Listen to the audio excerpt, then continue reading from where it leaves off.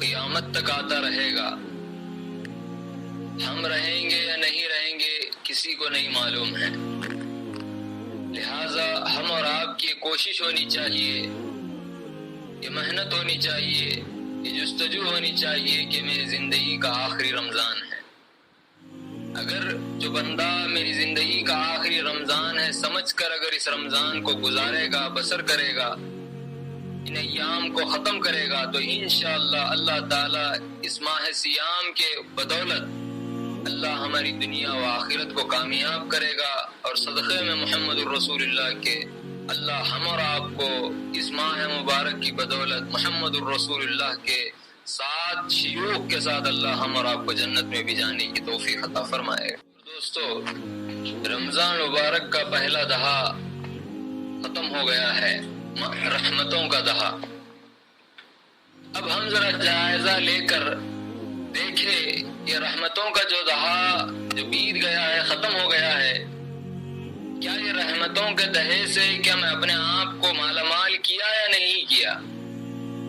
کیا رحمتیں میری زندگی میں آئی یا نہیں آئی؟ اس دہے کی بدولت، اس عشرے کی بدولت کیا میرے زندگی میں اللہ کی رحمتیں شامل حال ہوئی یا نہیں ہوئی؟ ہم ذرا جائزہ لے کر دیکھیں. جس کے بھی اندر یہ رحمتیں آ گئی ہے اللہ کی، اس عشرے سے جو مالا مال ہو گیا ہے، بڑا خوش نصیب ہے. اللہ تعالیٰ اس کو مرتے دم تک اپنے رحمتوں کو اس کو مستحق بنائے اور ہمیشہ اس کو رحمتوں میں رہنے کی توفیق عطا فرمائے. لیکن جو بندہ ایسے عشرے کو پانے کے باوجود بھی اپنے اللہ کی رحمتوں سے مالا مال نہیں ہوا ہے، وہ بندے کو چاہیے کہ اللہ کی بارگاہ میں توبہ کرے، گڑ گڑائے اللہ کی بارگاہ میں، تو انشاءاللہ رحمتوں کا دہا ختم ہو گیا ہے لیکن اللہ کی رحمت ختم نہیں ہوئی ہے. رحمتوں کا دہا تو چلے گیا ہے، اللہ کی رحمت ختم نہیں ہوئی ہے. قیامت تک اللہ کی رحمت رہے گی. ہم کو چاہیے کہ رحمتوں کے دہے کو چھوڑ دیے ہیں لیکن اللہ کی رحمتوں سے مالا مال ہونا ضروری ہے. اگر اللہ کی رحمتیں ہماری زندگی میں شامل حال ہو جائے گی تو انشاءاللہ اس رحمت کی بدولت آئندہ سال بھی اللہ رحمتوں کا دہا پھر سے ہم کو عطا کرے گا، اور پھر اور ہم اس رحمتوں سے استفادہ اٹھانے کی اللہ ہمارا آپ کو توفیق عطا فرمائے گا. حضرین اکرام، جو رحمتوں کا دہا جو بیت گیا ہے، ختم ہو گیا ہے، اللہ کی رحمتیں ختم نہیں ہوئی ہے میرے دوست.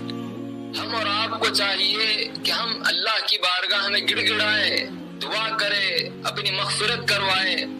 انشاءاللہ اللہ تعالیٰ اپنی رحمتوں کا خزانہ ہم پر کھول دے گا اور اللہ تعالیٰ ہم کو رحمت کے سائے تلے جگہ عطا فرمائے گا.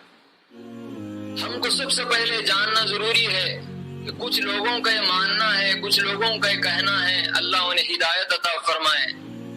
رمضان مبارک مل گیا مجھ کو، اب رحمتیں ملنے کی کیا ضرورت؟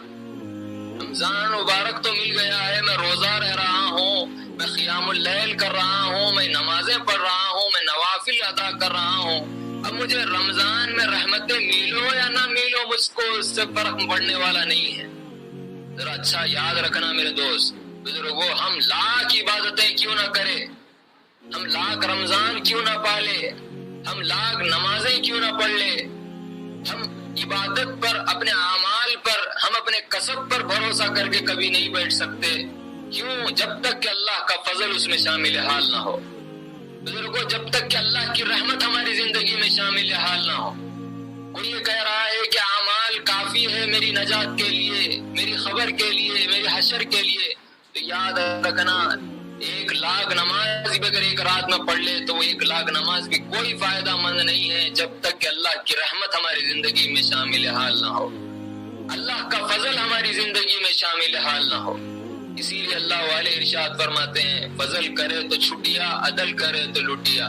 اللہ سے پیروں کی، شیوخ کی دعا رہتی ہے، اللہ مجھ کو فضل میں، اپنے فضل میں شامل فرما لے، اپنی رحمت میں مجھے جگہ عطا فرما. اللہ والوں کا یہ معاملہ، ہم کبھی بے فکر نہیں ہو سکتے.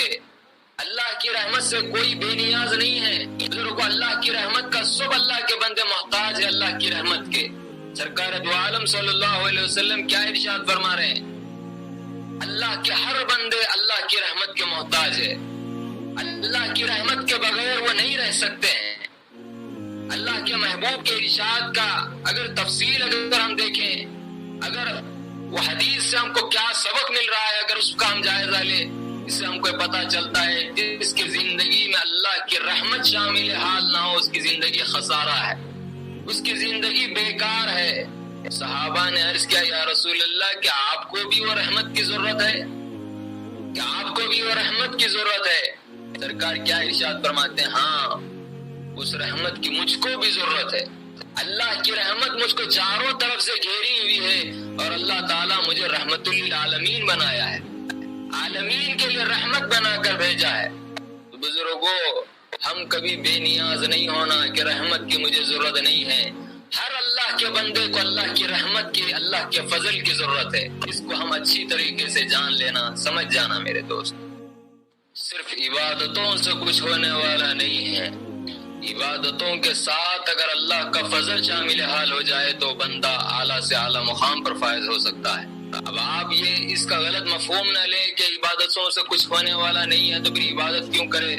بزرگوں، عبادت آپ لاکھ کر لو، صرف اگر اللہ کی رحمت آپ کی زندگی میں شامل حال نہیں ہے، فضل اللہ کا آپ کی زندگی میں شامل حال نہیں ہے، تو بندہ کوئی کام کا نہیں ہے. بزرگوں، عبادت کے ساتھ اگر اللہ کا فضل، اللہ کی رحمت اگر شامل حال ہو جائے آپ کی زندگی میں تو انشاءاللہ اللہ آپ کے ایک ایک سجدے کو صدقے میں محمد رسول اللہ کے قبول فرمائے گا. ایک ایک عمل کو اللہ آپ کے صدقے میں رسول کے اللہ قبول فرمائے گا. بزرگوں، صرف عبادت ہی اگر ہماری نجات کا باعث ہوتی، بزرگوں بزرگوں عبادت ہی اگر ہماری سب کچھ ہو سکتا. بزرگوں شیطان سب سے آگے ہونا تھا، شیطان سب سے آگے ہونا تھا. بزرگوں سرکار دو عالم صلی اللہ علیہ وسلم اولیاء ائمہ ہم کو بتلاتے ہیں شیطان اتنے سجدے کیا، اتنے سجدے کیا، اتنے سجدے کیا، اگر اس کے سجدوں کو اگر دیکھا جائے تو زمین کا ایک حصہ بھی نہیں بچے گا، اتنے سجدے وہ اللہ کے لیے کیا ہے.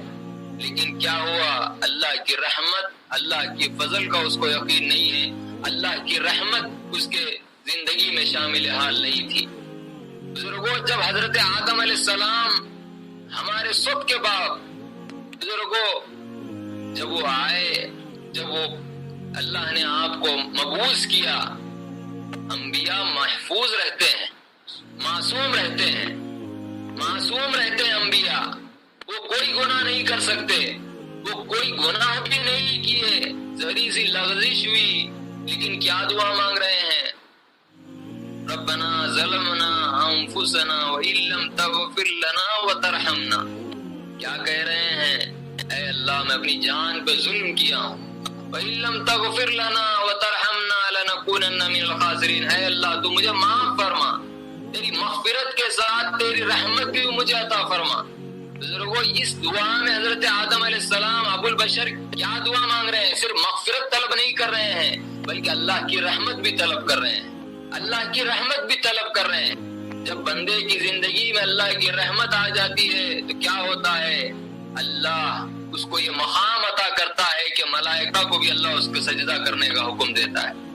بزرگوں شیطان کا یہ معاملہ ہوا کہ وہ عبادت پہ ناز کیا، رحمت سے اس کو کوئی لینا دینا نہیں، نہ اللہ کا فضل سے اس کو کوئی لینا دینا تھا. اللہ کیا کیا؟ اللہ لعنت بھیجا اس پر. کب تک؟ قیامت تک، آنے والی قیامت تک اللہ اس پر لعنت ہی بھیج رہا ہے.